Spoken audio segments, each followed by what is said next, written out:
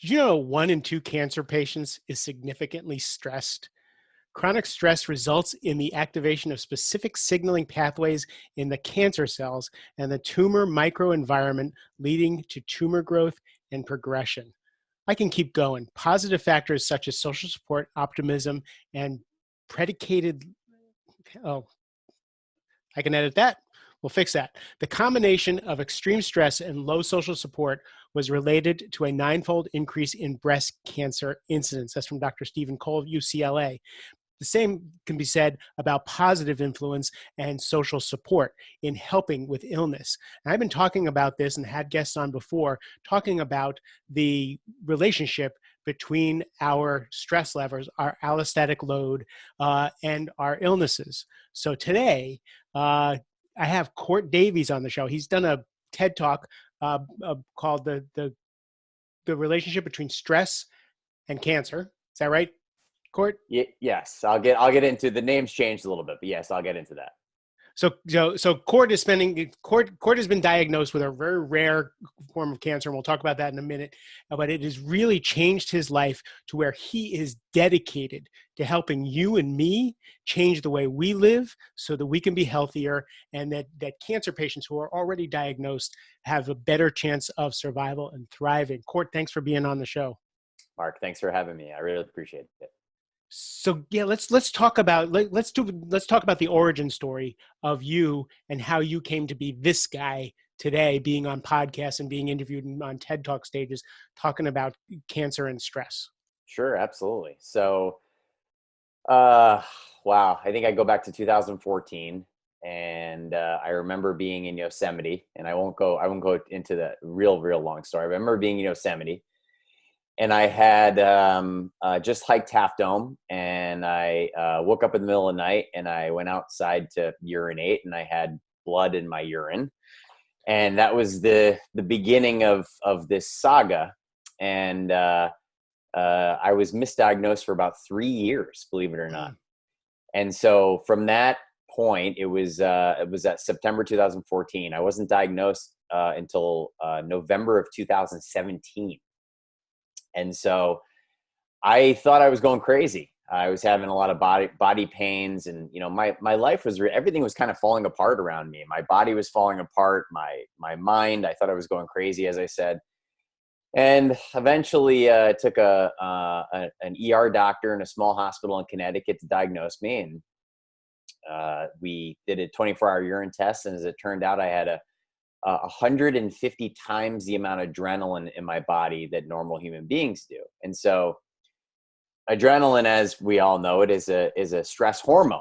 It's a hormone created by our adrenal glands, and it's to really, assist us in our fight or flight, sympathetic nervous system.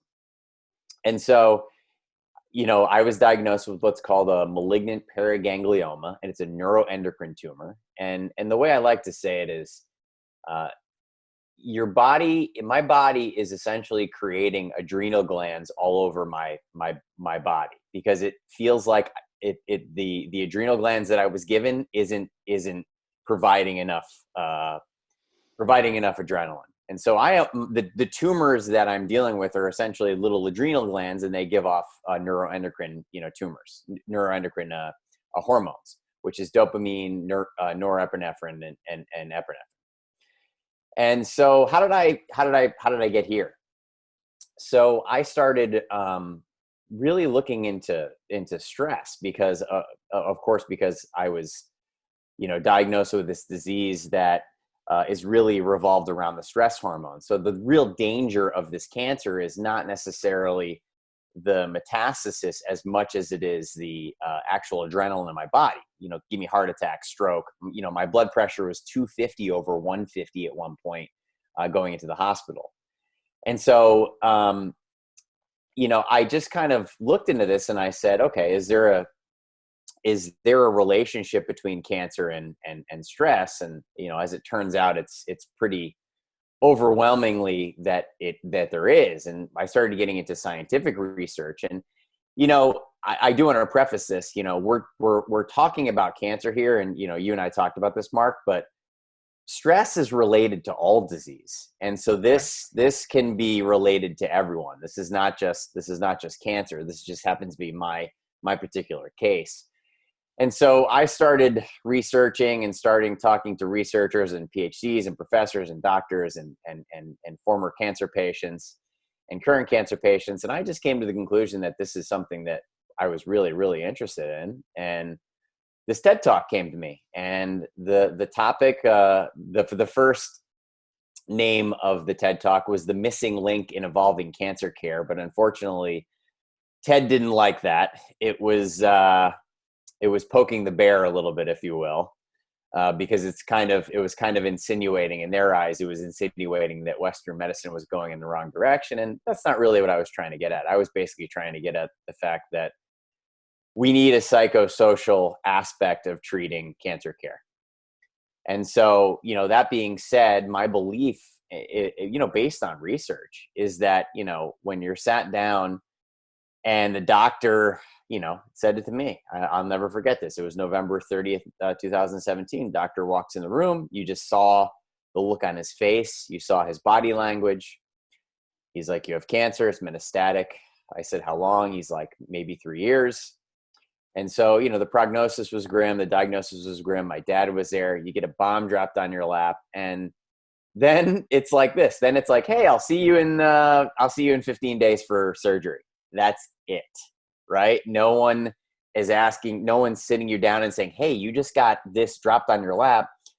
What are the things that are going through your heads? Like, let me help you answer these questions." And what we're finding out is that your body remembers that state. Your body remembers that as a trauma. And so what happens is your body starts creating the stress hormone. And in my case, that's really bad because the tumor already creates too much stress hormone. And so your body takes a snapshot, right? It takes a snapshot of basically what happens, and you relive that snapshot over and over and over again when you're triggered by the word, especially when you hear the word cancer. Right. So Yeah. Yeah, so you could be years down the road, you could hear the word cancer. If you don't deal with it, you hear the word cancer, and it could bring you right back to where you were. Your body doesn't know the difference between when it happened, 20, 30 years ago, 5 decades ago, or whether it happened yesterday. And so, Mark, that's how I came to get that. That's how I'm here. True, but again, now you made it, like you made it a mission to save your life. Like you're Yes. turning over every rock to figure out how you can improve your chances of survival and Yes. your quality of life. And at the same time, it's like I wrote my book, Only Tens, for me. I thought one person would read it. I only wanted to figure out how to get my own shit done, right? Yes. So you want to save your life.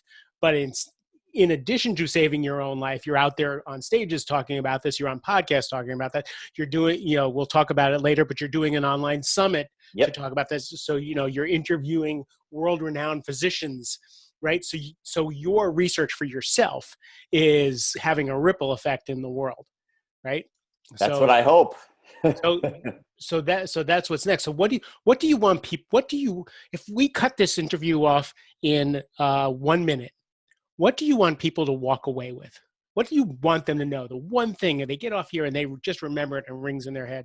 I'd say that stress affects everything. We live in a world that we live in a world in which our body was not designed to handle. The amount of stress that we get on a day-to-day basis is making us sick. And we really need to have the ability to detach from the stimulation, the overstimulation in our world, to bring our body back to homeostasis. And that means everyone. And this is, you look at everyone's life, and you think about the fact that we all have our kind of stimulations. We all have our things we lean back on. And I'm talking anything from, alcoholism to, migraine headaches to not sleeping enough. Like, it's all related to stress. And I think that's the big takeaway, I would say. Thank you. We were talking beforehand on how we're kindred spirits. Yeah. Because in my profession, we talk about, we're in fight or flight, and how do we change our state, and how do we get to a more creative state? How do we get to a better state? And what I started noticing is that people are freaking dying, right? Suicide, diabetes, cancer, heart disease, obesity, right? And we take this for granted that it's part of our society. It's Jacks are better to be in the striving for the American dream and the 1%, the 1%. And what we don't realize is it's killing us. Yeah. Yeah. And what I love Absolutely. about having you on here is because it's just so stark and in your face because you're living it. Yeah. Yeah. I mean, listen, what's amazing about cancer is there's no filter anymore, right? Because I have no time for filter. I have no time for BS. I have no time for fluff. This is it. And so what you just said is it. Everything is every disease, every symptom is a different shade of our body processing stress. There was we're recording this in the time of the coronavirus pandemic. Yep. We're in lockdown, so everybody remembers April 2020. So if you're listening to it now, you're probably still in lockdown. If this is the future, welcome to today. That's now the future. But one of the things they talk about, one of my guests was saying he got in trouble for saying that the people who were who were susceptible to dying were overweight, were fat, were obese, or whatever.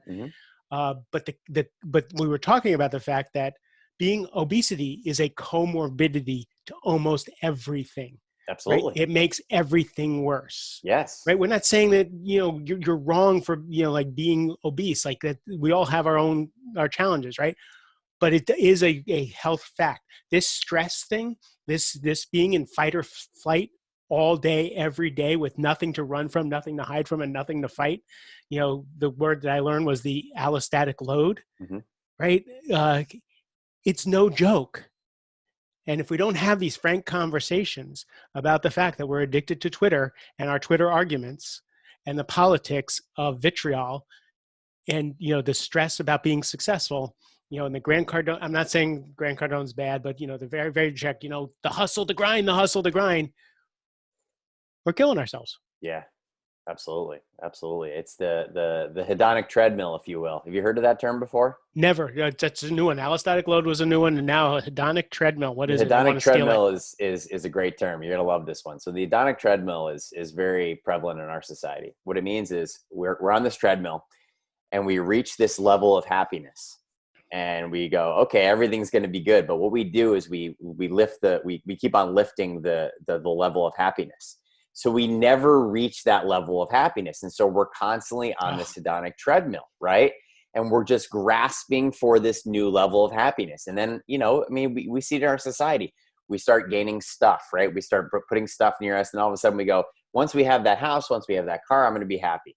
And then what happens is you have the car and you have the house and you go, no, you got to have a new level of happiness, right? And so I would say a lot of self-development gurus and, personal, I love working on myself. I love self-development, but I think just like you said, there is a limit to the hustle and bustle. And I think a lot of people, especially type A personalities like myself, are addicted to just achieving.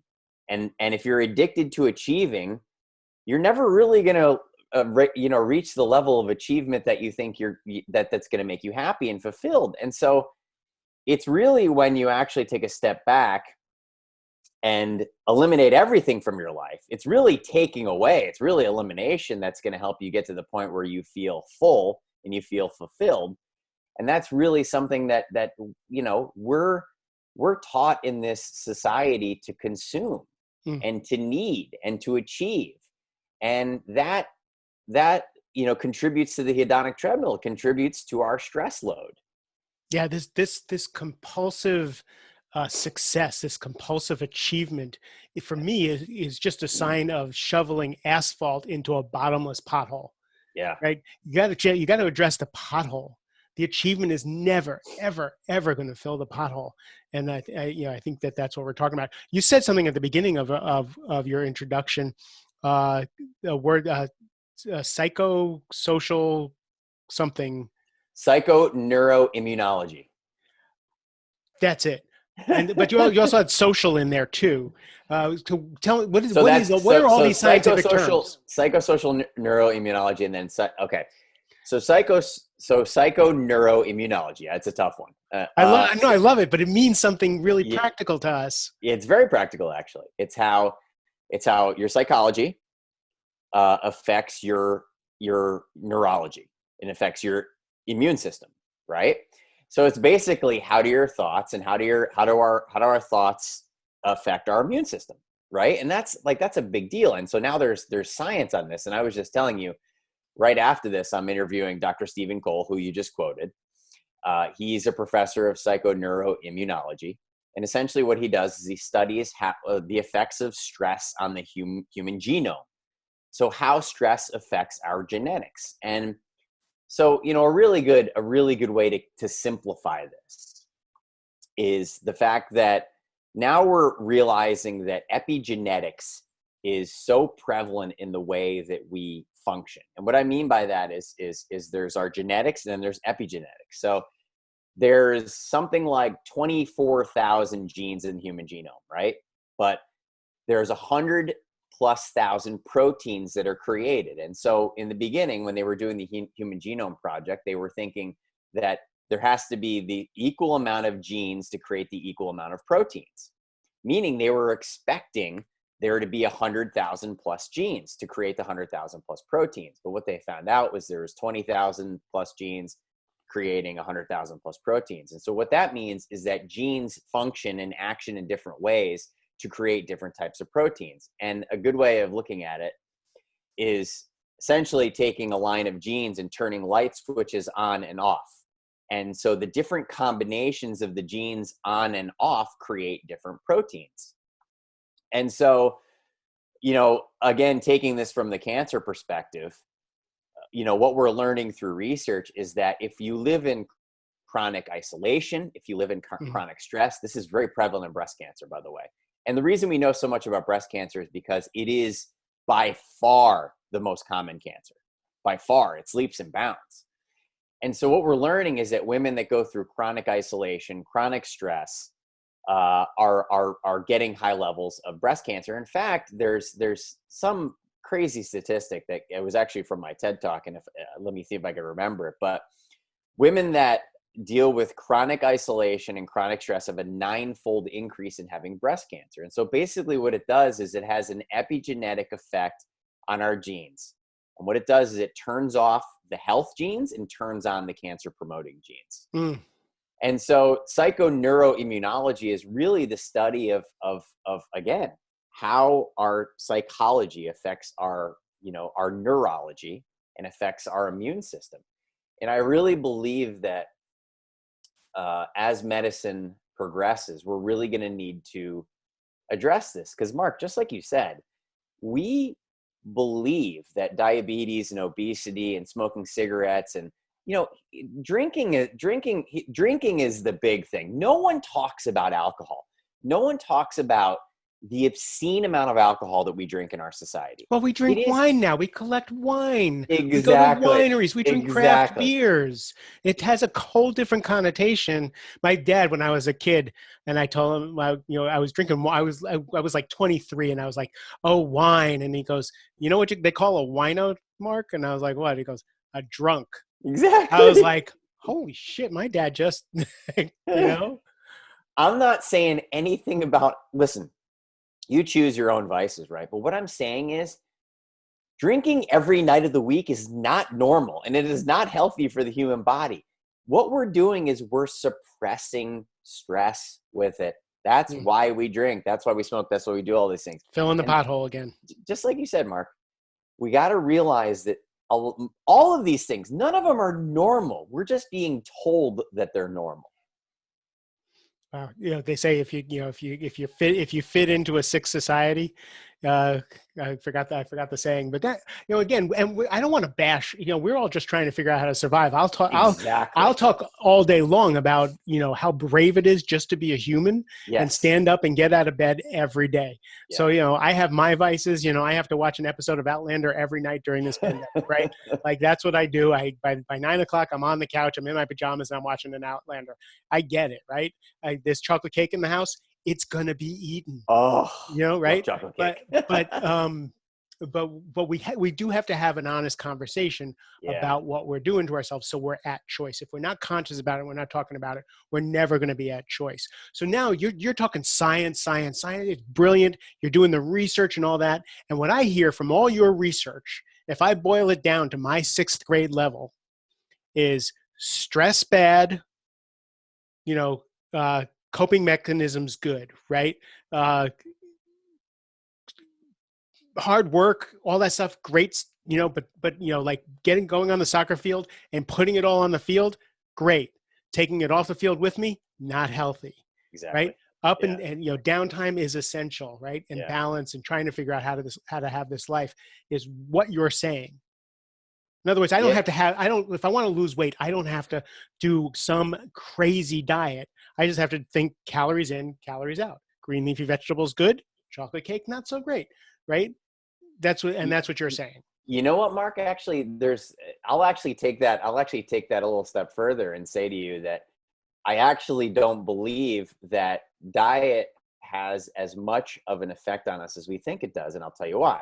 I'm not saying go out and eat a lot, eat crappy food. But what I'm saying to you is this: if you're a happy human and you're an unstressed human and you eat chocolate cake all day and your enzymes and your immune system's working great, guess what? It's all going to digest that. The Mm, reason we get obese is because we eat when we're stressed.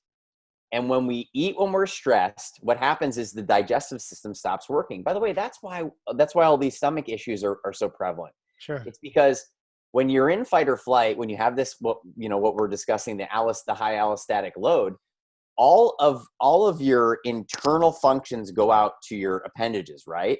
Because it's fight or flight, it's fight or flee. It's sending your blood glucose to your muscles because it's fight or flee. What happens? Well, then we take away all of the workers, all of the load. We take them away from our critical organs, right, and from our internal organs. And so, there's a lot of truth, and I know this for a fact. There's a lot of truth that if you're eating, high sugary foods or ice cream, and you're happy and you're joyful and you're just loving every single bite, your body's going to do its job. Now, I'm not saying to do it all the time, but there's so many great examples of this. And the great examples are, George Burns was smoking, cigars every day into his 90s. There's people that are smoking cigarettes into their hundreds. And so does cigarette smoke and lung cancer go together? Yes, but there's another factor. Sure. And that's the fact that you're smoking because you're stressed. And if you're smoking because you're stressed, that your body's not going to be able to digest that cigarette smoke. It's not going to be able to digest the food from. Are you telling me because I'm not stressed and I meditate and I loved smoking? I want to, if I could start smoking again, that would be awesome. Here's the thing. Listen, there's a big correlation between cigarette smoke and lung I know cancer. that. It is a joke. No, but I get what you're saying. But what I'm also telling you is that there's another piece to the puzzle. And again, it's because we see these outliers. Again, here's another thing. I was always thinking, not always, from the cancer diagnosis, I did a lot of research on diet. And all of a sudden I was like, oh, is it, is vegan the best or is keto the best? And so I was really high on plant-based diet for a long time. And what I realized is I was so unhealthy and I was so unhappy. I was miserable. And by the way, Tim Ferriss talks about this a lot. Some of the happiest moments in our life are when we're eating dinner or eating lunch, having meals with our friends, right? And so I was going out, dealing with what I was dealing with, going to the restaurants, and I couldn't eat anything. And so I was putting unnecessary stress on myself. And then I was isolating myself because I'm like, I'm not even going to go out to dinner anymore because I can't even eat that stuff. And then I said, you know what? This is worse than the actual diet. I'm creating, Joe Dispenza says, I'm creating organic stress, right? Hmm. And so, there's a balance. And so one thing I will say, one huge takeaway is that if you're rigid on the other side of the coin, meaning so rigid to try to avoid stress and these bad things, you're going to cause just as much stress. And I will cop to that. Before. That was me. For Yeah. me, I have had such a horrible relationship with food over the last couple decades, and eating. I don't eat wheat. I don't eat sugar. I don't eat dairy. I don't eat this. I don't eat that. And it was such a stressful relationship. And I couldn't lose weight. I couldn't, no matter what I did, it was just, and pain in my body and all that. And it's just recently that I've come to peace with this and now relax. And I had a bagel and cream cheese for lunch where that would have made it so I couldn't use my hands the next day. Now eating a lot of wheat doesn't do me a lot of good, but that you're so right. I was the guy who ate pristine and was miserable and causing my own stress. So I totally cop to that. There's a book, Charles Eisenstein, The Yoga of Eating. It is the book. It is the book of all books when it comes to food, because he breaks it down. He's like, listen, he's like, we have been taught to have these fad diets. We have been taught to be rigid. We have been taught that gluten's bad and milk's bad and all these things are bad. He goes, you need to be able to listen to your intuition and listen to your body. And guess what? The same diet that works for that person is not going to work for you. And you need to figure it out. And here's where it comes down to. And I love it. It's very simplistic, right? My favorite quote right now is genius is simplicity hidden in complexity. Think about what that is, right? I mean, it's so true. And so basically what he says is we need to do one thing and one thing only when it comes to eating. We need to slow down. We need to chew our food more. And we need to not have stimulation when we're eating. These are all things that pop up in the environment of the human that the human body wasn't designed for. If you're watching a movie and you're super stimulated and you're eating, you're going to be in fight or flight. You don't realize it. And so he suggests taking one meal a day in silence. Like I eat breakfast with no stimulation. I love it. You know, it doesn't have to be hard. And I chew a little slower and I enjoy things. And, listen, I'm, for my chemotherapy regimens, I'm doing what's called a fast mimicking diet. So I'm really lowering my calorie count, lowering my blood sugar during during chemo. And look, I have my hair still. I feel good. It seems to be working. But in the time between chemos, I'm eating whatever I can. I'm eating what I want. I'm enjoying it because, man, if I can go out and have a pizza with my friends and laugh and have fun, then so be it. But the yoga of eating, that was a big game changer. I'm going to actually put the link in the show notes for that too. So tell me about this summit that you're creating. Awesome. So we wrote. So just like you said about your book, the same thing applied to my book. So I got this idea from Tony Robbins. It was model the experts, right? And so I said to myself, I'm going to call and talk to as many people with cancer as possible. Talk to as many people that got through cancer as possible. Figure out how they did it. What did they do? And so I started realizing that everyone had these, different habits, these different kind of things that they did. And, I said to myself, this is some information that could not only help me, it can help thousands of people. And so I was approached by a friend of mine, and he has this a series of books called One Habit. And so we decided to do a One Habit to Beat Cancer book. And we just finished it. It'll be in Amazon maybe tomorrow or the next day. Oh, cool. Tomorrow or the next day, because right now we're on April 14th. So it'll be like in mid-April, exactly. And so it's a compilation of about 50 I call them cancer thrivers. And the reason I call them cancer thrivers is because when you think of the word cancer patient, you come to see someone who's sickly, someone who's unempowered. But when you think of a cancer thriver, it's someone who really takes the bull by the horns and really, really kind of takes responsibility for surviving. And so I asked them what their one habit was to get through their cancer, journey. And it was just amazing. The stories are incredible. It makes me tear up every time. What's the name of the book? One Habit to Beat Cancer. Beautiful. Yeah. And so it's very simple. And so you can obviously go Google on Amazon, super easy. Well, I'll put the link in because it'll be out by the time this comes out. I'll put the link in the show notes. Nobody has to search for anything. And so from that, we decided to do an online cancer summit because we're in this COVID, kind of environment we're in. People are looking for, online content, but cancer patients are also being told by the media that they're the ones that are the most susceptible. And Mark, going back to what we just discussed, fear is a psychoneuroimmunology buzzword. Because what does fear do to your immunology? It weakens your immune system. right? So the more you consume this fear, the more you put yourself at risk. And that's not what cancer patients want to be doing right now. So we have this incredible summit. We've interviewed 35 people, incredible people.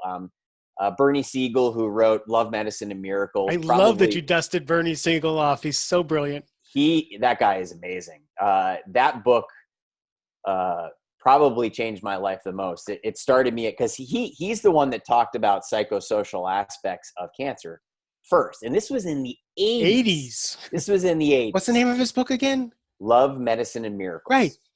Classic. Yep. And so interviewed John DeMartini, who's an incredible speaker, Brian Tracy. A lot of these guys had cancer. Hal Elrod authored Miracle Morning. He had cancer. And I also interviewed a lot of caregivers and cancer thrivers. And so, again, what we're going to do over 10 days in mid-May, I think it's going to be May 18th, but again, the link will be in the show notes, as you said. We're going to do a 10-day free summit where each day you get 3 to 4 speakers come to you, and there'll be pre-taped interviews. I'll be interviewing them or my partner.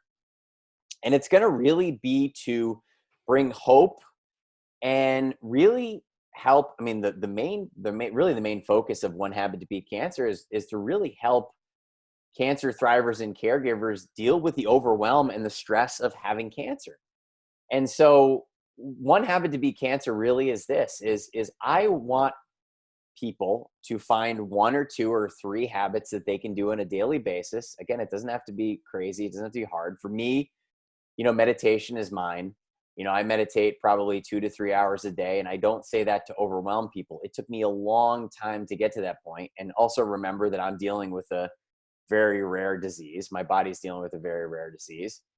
And so you read these stories and you see what these habits have done to them and how they continue it to this day.